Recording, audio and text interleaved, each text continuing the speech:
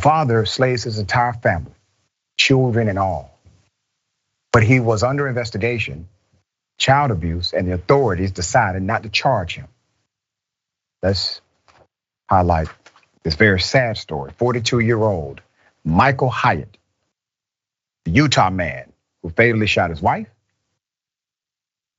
mother-in-law, and all 5 kids before taking his own life. He had been investigated 2 years prior for abusing children. But new records released Tuesday show that the local police and the local prosecutors both decided not to criminally charge him. Let me give you details of the abuse investigation. In 2020, there was an interview with authorities.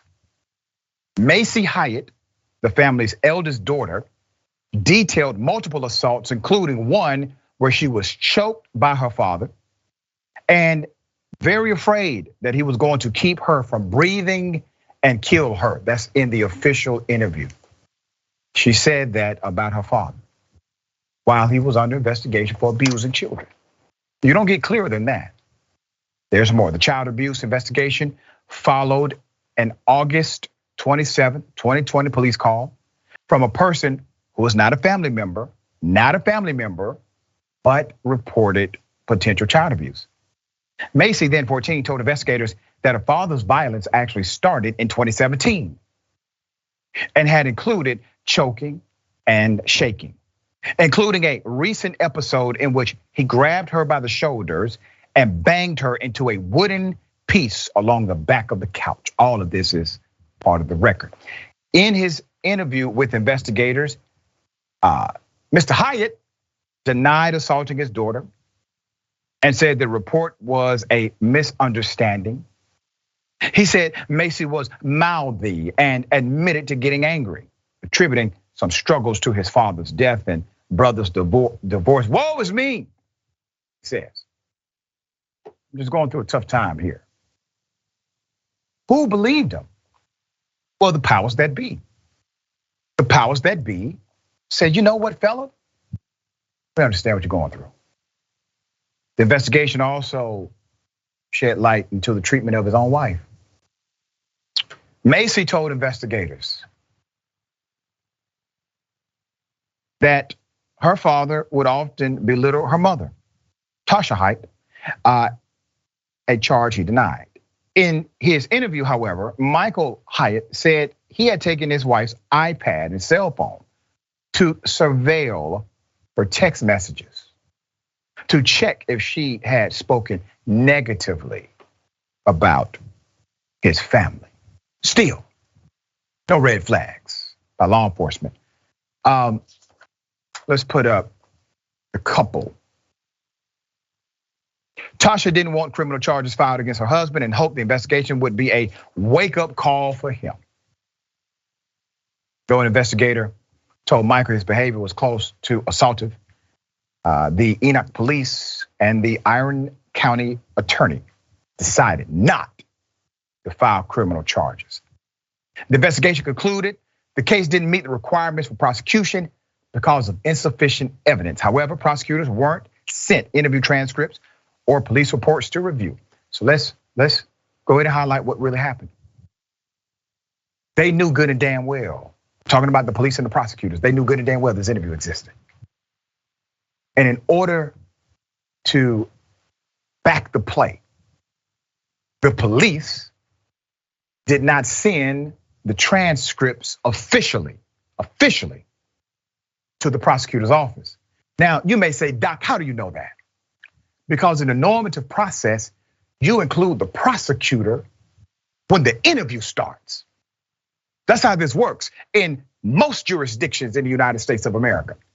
And then there's an automated process because of the rules governing abuse to minors. The second dynamic, in other words, they did not simply miss one policy. They did not simply miss two. They missed multiple mandated policies as it relates to what should have happened with this information.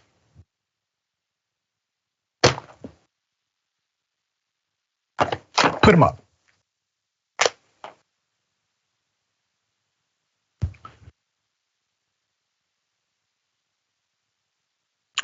2 years later, all of those family members, including those precious children,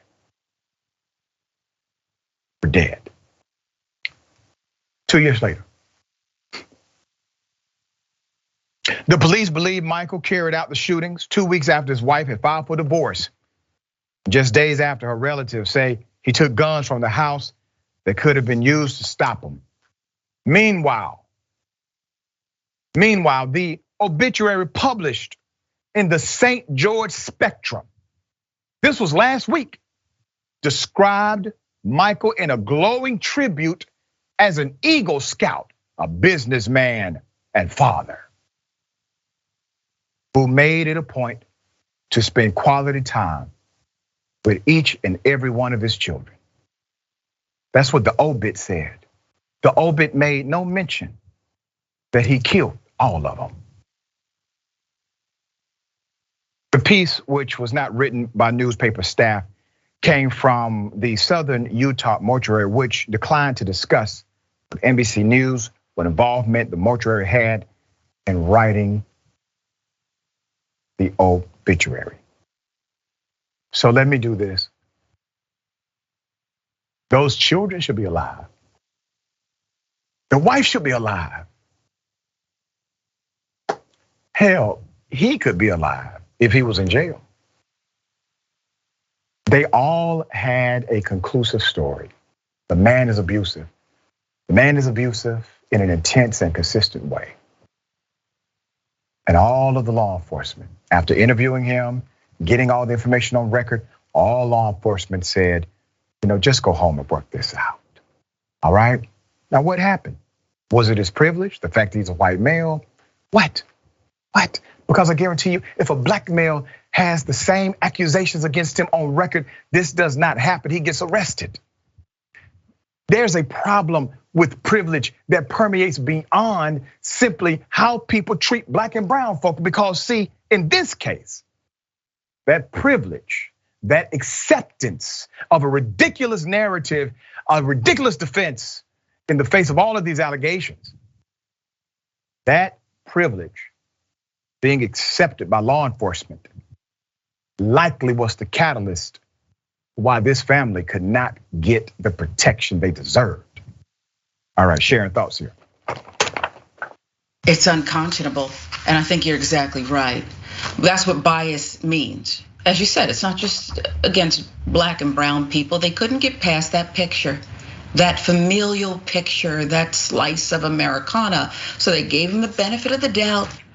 They said, we feel sorry for you. One mistake shouldn't ruin your life. It wasn't one, it was many. It was the way he lived, a controlling man who was troubled and conflicted. And at the end of the day, despite that glowing obituary that talked about quality, I think I heard you say the word quality, Dr. Richey. Yeah, but he didn't respect their quality of life, okay? The last minutes he spent with them, killing the entire family. It's traumatizing. Yeah.